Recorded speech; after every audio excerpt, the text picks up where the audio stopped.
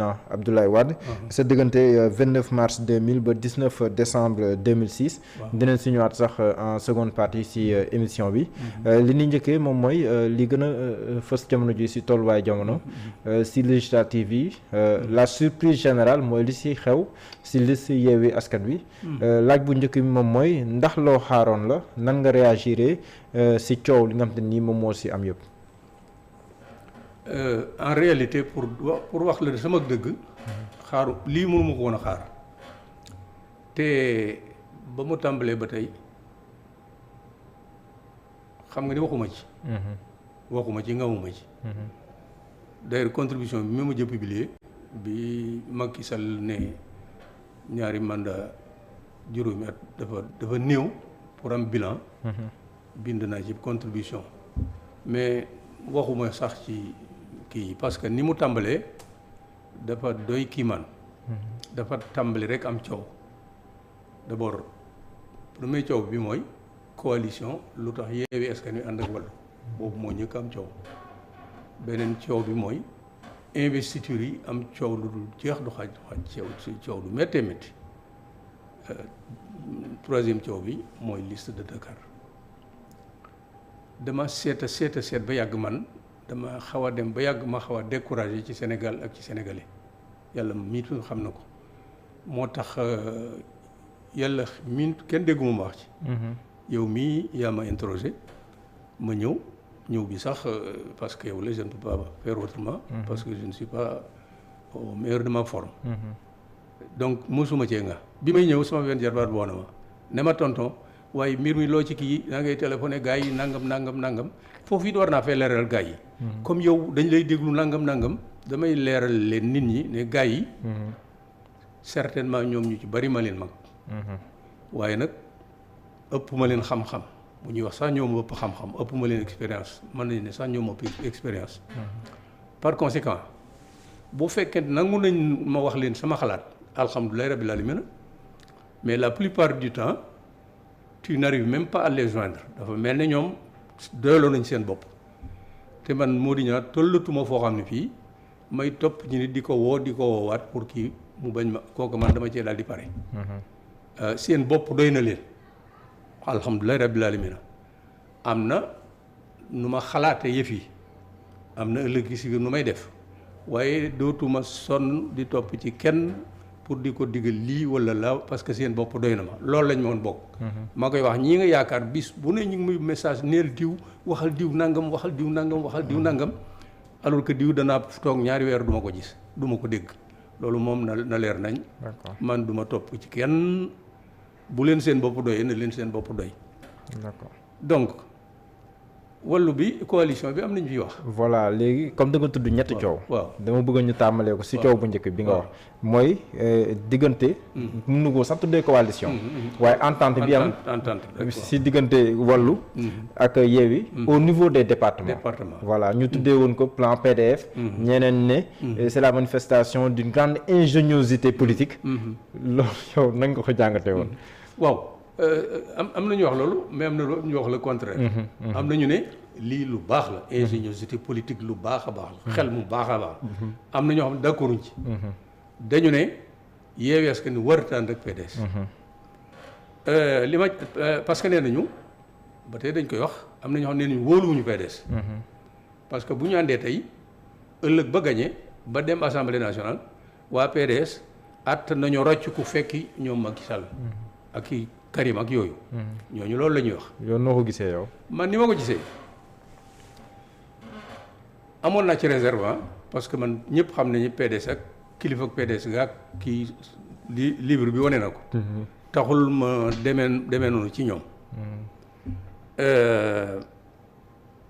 waaye nag dafa am li tubaab naan réalisme ni da ngay dem ba xam ne lii lu mun la ñàkk la.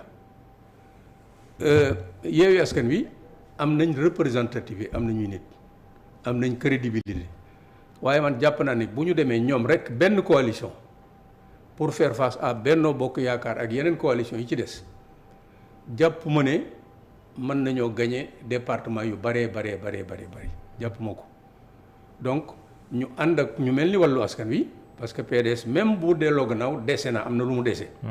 bu ñu àndee ci ànd bu wóor bu sincère mën nañoo gagné lu bëree bëri néew ma dinañ ma majorité waaye dinañ am lu bëree bëri. donc loolu rek tax na nit ñi war a fàtte li ci des xam nga dañu naan système ba Ablaye Wade ak doomam ñoo ko incarné woon ak i Samuel Sarr Ousmane Ngom Oumar Sarr et cetera ñooñu dem nañ ñi nekk ci wàllu boo gisee liste bi d'ailleurs doo leen xam sax. waaw mais président Abdoulaye Wade moo ko jiite de. waaw d'accord moo ko jiite d'accord moo ko jiite. mais doo leen xàmmee c'est des gens yoo xam ne amuñu woon sax responsabilité boo xam ndombol tànk boo xam ni. danañu defar danañu yàq ci biir kii. donc mënuma leen a considérer comme des gens qui ont incarné le système ña ko incarné mooy Abdoulaye Wade à 98 ans. moom daanaka son avenir est derrière. son fils est là-bas depuis une année on ne peut pas compter sur lui. donc. man kon yow doo condamner Sonko. parce que beaucoup de gens lui ont rappelé ces paroles d'antan. naan ko yaa fi waxoon système anti-système ak yooyu. kon yow da ngay comprendre la position. dama comprendre la position parce que ces gens là de wàllu du ñu système bi. que mooy système c'est vrai et puis système c'est pratique la da nga nit ku nekk ci système ba yàgg nga yaakaar ne lii kiwul nga génn dem feneen. je prends le cas de Mélenchon. Avec son unité populaire. Mais premier tour élection France lu mu yëkkantewul ak écolo yi ak marxistes yi ak communistes yi ak socialistes. ba ci Macron mii nii sax te moom la mu jël soutenir deuxième tour ensuite mais dem na def ak ñoom coalition fàtte nañu la ñu kii woon lépp par réalisme et par pragmatisme donc pour man vraiment je n'ai pas de problème par rapport à seen ànd boobu ñu ànd. li nit ñi wax nag ëllëg bu ñu ko defee c'est leur problème mais man bu ma doon ñooma du ma dem ba assemblée nationale moins de 2 ans des ci kii. ak Macky Sall fi mu toll may rocc ko di dellu di ànd ak moom. mais ñoom sos charte bi leen tënk. bokk na ci benn point boo xam ne nii. dañoo wax ne. bu nu déggoo dans l'avenir. nanguñu kenn. di ànd ak. président Macky Sall. d'accord. loolu mën naa ne. mais mën nañ ko defee neneen bu leen neexee par exemple mën nañoo teg benn projet war koo wate proposition de loi ñu bañ a wate ils ne sont pas obligés. donc mais man loolu lépp gëmuma ko. man daal ànd nañu yaakaar man loolu rek laa jëm. d'accord donc am naa réserve ci tout le monde sait que PDS ni ma mel ak ñoom. mais lii par réalisme. man vraiment man d'accord naa ci. ñaareelu coow bi nga wax mooy coowal investiture yi. waaw. xam nga mais tout le monde ne peut pas être député il y a 165 ou 172 députés 165 députés 150 ak 15 de la diaspora. il y a combien de Pastef ñaata fa ne des centaines de milliers beneen kii des centaines de wàllu et cetera ñu war cee jël 165 loolu ñëpp mënuñu ñaane tout le monde ne peut pas être député. mais Sénégal dañoo bëgg ndombol tànk lool ku ne defe na ni mën a loolu moom c'est un problème te ñëpp mënuñu leen a am na ci ñuy coow ñoo xam ne ñii nangam et cetera dëgg waree su leen a man bu ma doon ñooma du ma leen investir investiture yi moom amoon na ci local yi amoon na ci lii foo mën a dem day am problème parce que sénégalais dafa bëgg ndombol tànk lu ji ku bu jiwét ñu ne mën a te loolu nag mënut a ne. da nga jàpp ne am na suñu si yuuxu ñoo xam ne amuñu envergure bi seen profil par rapport ak réalisme bi ngay wax. ak législative yi ñu jëm. boo jiital leen. du doon lu yey. mais xam nga dama leen a xam bugguma je ne veux pas rentrer dans les détails. sans citer même des noms. mën nañ xam nga léeg-léeg da nga gis koo xam ne kii muy xaru naan ko bu demoon moom rek doo am 500 voix am na ci ñoo xam ne bu ñu demoon ñoom rek. juróomi téeméeri baat duñ ko am waaye ñuy xëccu par force ne dañ leen jël loolu yi fi caaxaan la am na ci ñoo xam ni def nañ ci local lii loo xam ni tey xel dañoo nekk ci local yi fa ñu leen investir neexuñu leen mais ñu dem jàppale ay candidat Benno Bokk Yaakaar am na ñu def loolu xam nga ku def loolu aussi doo neex a wóolu pour di la defaat député am na ñoo xam ne it aussi du ma tudd seen tur kii wuñu leen ba élection yi ko local yi ñëwee dañoo toog seen kër croiser les bras defuñu benn kii pour Yewwi Askan Wi wala dara donc ñooñu it aussi am nañ antécédent yoo xam ni mënee su leen a def ci candidat. bref mais nag am na si ñoo xam ne nii jàpp nañ ne am nañ benn dayo bi si wàllum politique. waaw te fi leen situé au niveau de la nationale. dafa xaw a sori lool. am na ci ñu ma jàpp ku mel ni Moustapha Guirassy quand même. man jàppoon naa ne ak Cheikh Tidiane Dièye jàppoon naa ne mënoon nañ leen a gën a yëgal ak ñeneen am na ci ñoo xam ne effectivement seen dimension politique seen dimension seen compétence seen nangam. waroon naa tax ñu gën leen a yëgal. mais c'est vrai que léeg-léeg aussi boo jëlee catégorie dimension politique et cetera représentativité aussi am na ci. léeg-léeg dañuy seet ne fa ñu nekk ndax représenté nañ fa lu bari. loolu it dañ mën moo ni mu am dana nii problème. il y a une autre problématique. ay kàngam yu bari. waaw ñoom dañoo préféré dem buuxante ji ci national bi. bàyyi départemental yi. est-ce que nekkul loolu moo gën a indi ay difficultés aussi. ñàkk wóolu seen bopp. xam nga départemental raw gàddu la moom. fii da ngay nekk ci liste proportionnelle bi donc boo si tu es en bonne place. tu as des chances proportionnel mën nañu la yóbbaale. mën nañ la yóbbaale. maanaam ñeneen ñi mën nañ la xeexal nga def. xeex la waaw fee moom nag départemental xeex la raw gàddu la yaa nga fa. coalition nangama fa coalition nangama fa coalition nangama fa bu ñu wóor dañ dul wóolu seen bopp moo tax bu ñu wóolu seen bopp ñu bëgg liste bi c'est plus facile. te 53 places la est-ce que nekkul loolu une difficulté yi. maanaam 53 places. ku nekk bëgg am néew. waaw bëgg a jiitu. wala bëgg a bokk si ñuy jiitu te il y a la parité aussi. waaw te non seulement il y a la parité mais 53 places ku ne war cee jël en fonction du nombre de points que tu as machin alors kooku ñii 2 la ñëw ñii 3 ñii 4 ñii 5 ñii 7 ñii ci gën a kii peut-être et cetera foofa yombul. il faut nga nekk donc ca kaw a kaw boo nekkul ca kaw a kaw amuloo benn chance moo te fii itam boo wóoluwul sa bopp ci sa représentativité ci kii. donc ñu bëree dañ koy daw. loolu même c'est valable aussi pour la coalition Benno Bokk Yaakaar. d'accord loolu mais ci yóbbu foofu day du ko neex. bu ñu sañoon nekk ca en bonne place sur la liste proportionnelle. mais ñoom bokk na li ñuy kaas. dañu wax ne dafa manque de concertation au sein de la coalition Yewwi Askan Wi. donte ne ñoom ñëpp nangu leen ne. bi ñu demee ba mu jàmp. danoo jox mandat Khalifa Sall. ngir moom mu defar liste yi. waaye li sa topp mooy danoo jàpp ne amul concertation. dafa mel ni ñeent rek ñoo siy waxtaanee. wala ñoo xam ne si biir liste yi ñu ñëw imposer leen ko ndax loolu tam jàpp nga ne lu yenn maanaam. waaw foofu nag bari na coow. te nag dama ciy maandu xam nga lu tax. man mënuma nettali seen gént. absolument ba ñuy def loolu boolewuñ ma ca. waxtaanuñu mag man ñi ngi naan Saliou Sarr mii nangam. Déthié Fall mii nangam. loolu sax dina si ñëw mooy beneen coow Khalifa Sall nangam. yooyu man wax dëgg yàlla duma ci sori. li ñuy jiiñ Khalifa Sall di ko jiiñ ma Samba di ko gis ma Demba. xamuma ma Samba def xamuma ma Demba def. parce que ba ñu koy def diisoo wuñ ceeg man. xamuma nu mu demee nit ñi daal la ngi wax yàlla rek a xam. waaw d'accord man damaa xalaat nag ëllëg la ñu war a def waaye loolu moom xawma ma Samba def xawma ma Demba def. léegi coow bi nga gis nii ndax jàppoo ne. demaguñu sax législative. coow lu jóg si Yewwi Askan Wi. ndax jàppoo ne mën na affaiblir considérablement la coalition Yewwi Askan Wi bi nga xam te ni ñu bari amoon nañ si yaakaar. waaw loolu moom du ñàkk lu ñu dana mënta ñàkk parce que boo gisee réaction militant yi ñu bëree bëri man li may jot ci message du jeex du xaaj je n'arrive même pas à les lire ñu bëree bëri dañuy exprimer seen réserve bay dem ba naan d'ailleurs ñoom duñu campagne duñu nangam y en a des gens même qui menacent de s'abstenir loolu moom il faut que mu am jeexital ci Yewwi Askan Wi waaye man de bu ma doon ñoom li am na ba pare liñ naan ndox tuuru na an bàq ca des lii am na ba pare bu ñu amee seen réserve boobu ñii ne du ma bokk ñii ne du ma campagne ñii ne damay nangam loolu bu ñu ko defee ñi ngi liggéeyal Benno Bokk Yaakaar man de bu ma doon militant Yewwi Askan Wi malgré mes réserves lu ma d'accord lépp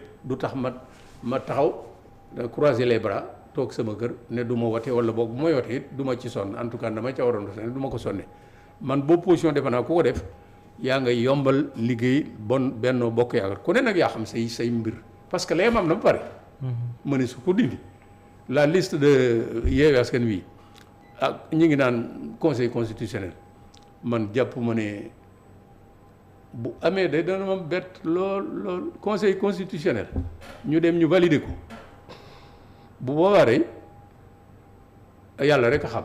d'accord waaye man de jàpp ma ne conseil constitutionnel danañ jël boobu mesure boo xam ne buy naqari Macky Sall lay doon. d'accord léegi kon daf ñu permettre sax ñu dem ci troisième point bi. waaw mooy mbirum coowal liste Yewwi Askan Wi ci Ndakaaru. waaw mercredi benn génn. waaw 11 mai. ci la coow lu jóg.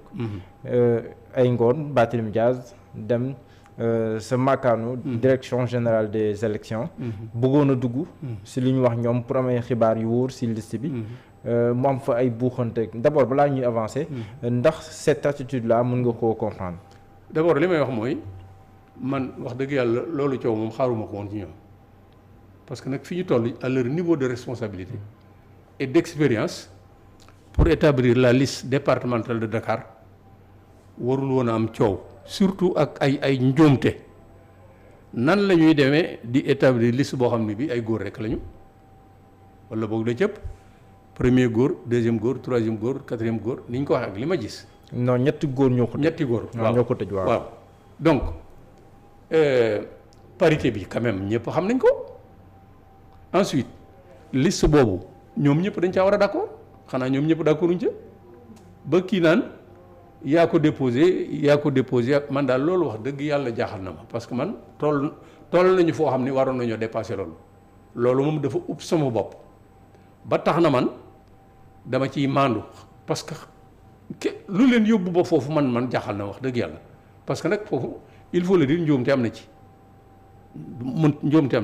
ndax mën nañ ko defaraat xaw ma ndax njuumte li c'est de bonne foi xaw ma est-ce que dañ ko tey xaw ma parce que mënuma nettali seen gént mais njuumte li moom am na te jàpp naa ne à ce niveau là wax dëgg yàlla établissement d'une liste départ comme Dakar une liste aussi importante il devait s'entourer de toutes les garanties pour mu bañ a benn problème bon nag moom njuumte la ka def ak ka defut nag loolu moom xaw ma ko parce que mënuma nettali seen gént quant à Barth quand même c'est le maire de Dakar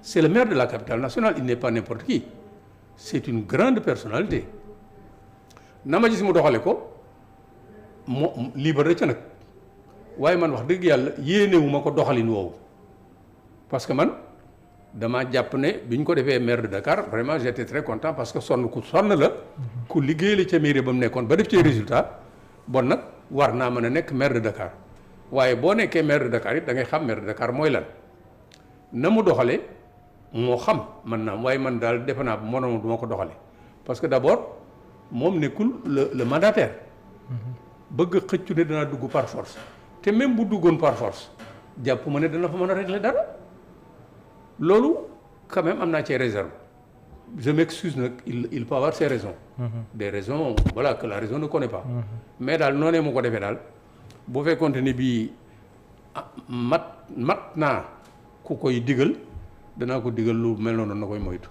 ñoom ñu gis bi coow li joogaa jóg on a parlé de falsification de liste.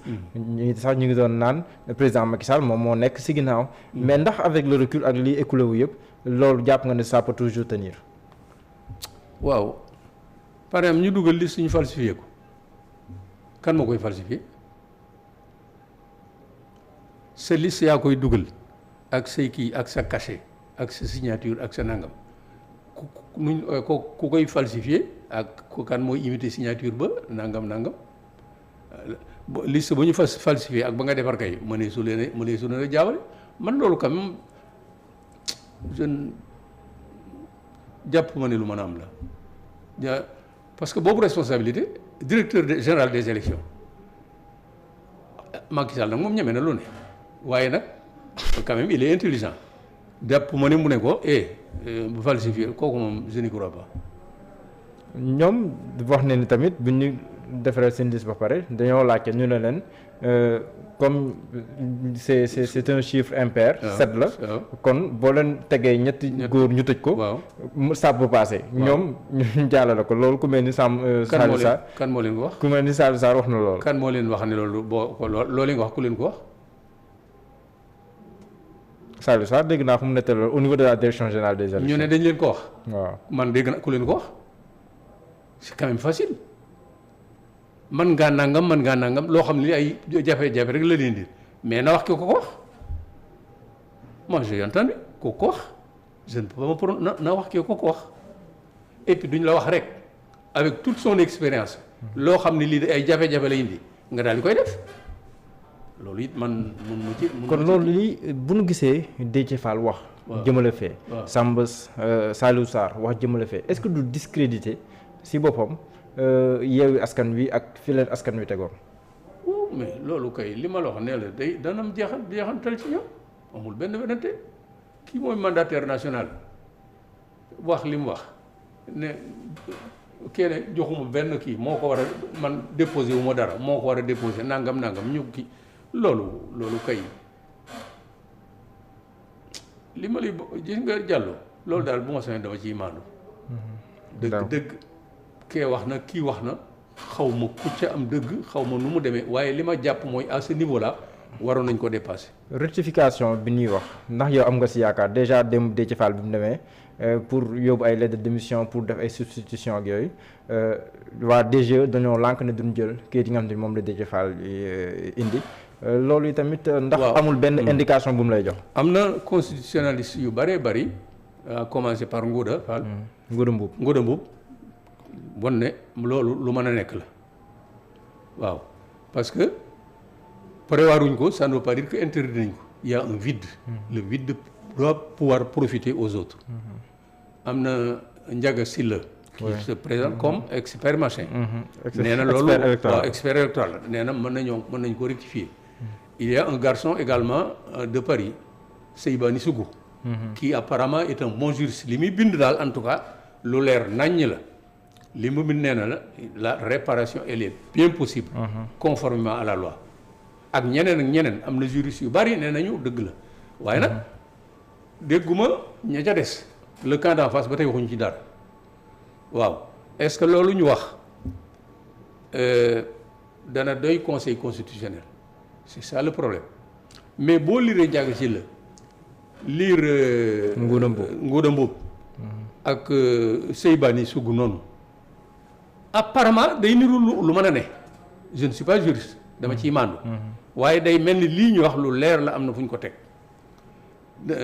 mi ngi mel ne par exemple le 1 de plus là de la liste et cetera loolu tam bu ñu la ci waxee wax dëgg yàlla renvoyé la à 2019 avec la liste de Malick Gakou qu'on a rejeté parce que il y avait quelques machins de trop ñu ngi wax foofu jurisprudence est-ce que loolu lépp ça va suffire au Conseil constitutionnel donc il y a, pour certains juristes c'est possible ceux de l'autre camp ils n'ont rien dit maintenant le Conseil constitutionnel qu'est-ce qu'il va décider kooku yàlla rek xam mais ci li ma jàpp kooku moom invalider coalition Benno Bokk Yaakaar moom kooku moom kenn xalaatu ko kenn xalaatu ko Conseil constitutionnel bi bu ñu ko defee day bref léegi daal mi ngi seeni loxo. d'accord sànq fi ñu tàmmale woon fa laa bëgg ñu ñëwaat. dafa mel ni problème amul woon ci Dakar. ba wallu ba nu waxtaan ak wallu bi ñu waxtaanee ak wallu nag. wallu indi ab candidat am ñu dal ko dugal. fa la problème yi amee réglage yeeg yooyu. kon est-ce que mbirum wallu waxtaan ni wallu duggee ak waxtaan bi ñu waxtaan est-ce que nekkul loolu moo leen handicapé le temps était trop court ñu bëgg ci def lu rëyee noonu ba loolu gàllankoor leen ci Dakar. xam nga ñu naan dañ koy def jigéen rek da nga koy def. waaw bon xam nga loolu man Diallo li ma ciy wax mooy il ne devait pas en arriver là loolu man c'est le reproche que je le fais ñu toll noonu Yewwi Askan Wi ak wala loolu la fa nekk ci ñoo xam ne ñi depuis ay 30 40 50 ans ñu ngi ci politique bi. am expérience am lépp war a xam la loi électorale war a xam loi yi nga xam ne ñoo réussir kii yëpp lii xew lépp waruloon am ba ñu yàgg si fii nga yàgg si moo tax ma ne la loolu moom kee def xaw ma ko def mais dama la bëgg ne waruñu woon ak si foofu il ne devait pas en arriver là. Établir la liste de Dakar conformément à la loi ça devait être à leur quand même à leur portée lu tax defuñu ko. Ça c'est un peu le problème. waaw wax nga ne da nga siy maandu mais dañuy pointer du doigt Khalifa Sall à chaque fois. ndax loolu si loo mën a comprendre ñeneen sax naan peut-être même que moom day liggéey Macky Sall loolu tamit ci coowal politique bi ndax loo mën a dégg la. xam nga loolu c'est pas la première fois ñu waxal ko Khalifa Sall day gis nga fii un homme politique qui n'est pas n'importe qui, un Boubacar Camara, porter des accusations extrêmement graves contre Khalifa Sall. C'est les mêmes accusations que les gens répètent. dañ naan il joue double jeu Macky Sall lay kiyal nangam mais li ma xam mooy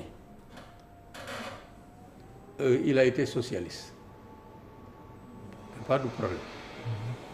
Avec tout ce que ça représente comme dysfonctionnement à l'époque. Moi, j'ai fait un livre, 20 ans de pouvoir social de Abdou Diouf au cœur de l'État socialiste.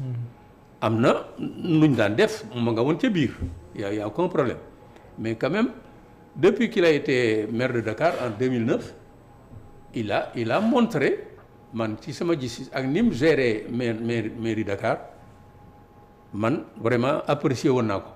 keroog ba mu ñëwee di jël service li mu njëkk a wax dafa leen ñëwuma fi pour dàq ma Samba ñëwuma fi pour dàq ma Demba damaa ñëw di liggéey koo xam ne kii tué à la hauteur na sa xel daal du ma dàq ma Samba du ma dàq ma Demba ndax di fa def 5000 ensuite. defoon na sa déclaration de patrimoine. Ensuite deuxième mandat c'est pas mon problème xalaatuma deuxième mandat bii ñu ma dénk laay kii buñ ci àggee bu ma leen doyee ngeen fa la wax ju këfin. Ensuite il a eu des partenaires am na ci ñoo xam ne ñii def nañu un rapport sur sa gestion que j'ai lu mais un rapport élogieux particulièrement élogieux. Donc il y a eu l'affaire de la caisse d'avance donc jusqu'à preuve du contraire man ni ma ko gisee amoon na yaakaar ci moom li nit ñi wax ci moom nag xaw ma am na xaw ma wut waaye bu may bokk Khalifa boo may bokk dañu ne ko lii ñu lay jëñ bu mu la dal mukk ci àddina. Imagine ñu dem ba ca kanam Khalifa Sall xëy suba ne ma nga yan ak Macky Sall vous imaginez les conséquences kooku c'est terminé sa carrière ça n'est terminé. Et puis bu ma doon moom du ma dem di fekki Macky Sall parce que man jusqu'à preuve du contraire jàpp naa ni Macky Sall en 2024 ak lu mu mën a def normalement sénégalais yi bu ñu matee li ñu doon Macky Sall dafay jóge